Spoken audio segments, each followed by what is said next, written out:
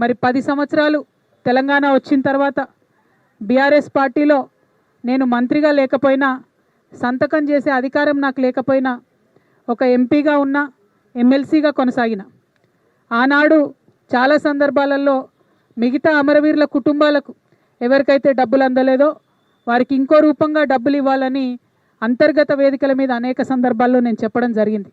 కానీ ఇవాళ నేను మనస్ఫూర్తిగా అమరవీరుల కుటుంబ సభ్యులకు, అమరవీరులకు, తెలంగాణ ఉద్యమకారులకు చేతులెత్తి నమస్కరించి క్షమాపణ కోరుతా ఉన్నా. ఎందుకోసమంటే ఆనాడు నేను మీకోసం కొట్లాడినా కానీ ఇంకా గట్టిగా కొట్లాడేది ఉంటుంది, సాధించుకునే వరకు మీకోసం కొట్లాడేది. ఇవాళ నేను కోరేది ఒకటే, మనం ఉద్యమం డబ్బుల కోసం చేయలే, మన ఉద్యమం మనకు ఉద్యోగాలు రావాలని చేయలేదు, తెలంగాణ యావత్తు బాగుండాలి, అందరం బాగుండాలని చేసినాం. కాబట్టే ఇవాళ ఇక్కడ ఈ పవిత్రమైనటువంటి గడ్డ సాక్షిగా, ఈ అమరవీరుల స్తూపం సాక్షిగా నేను ప్రమాణం చేస్తూ ఉన్నాను.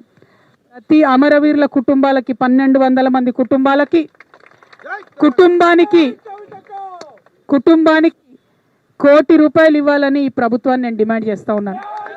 ప్రతి అమరవీరుల కుటుంబానికి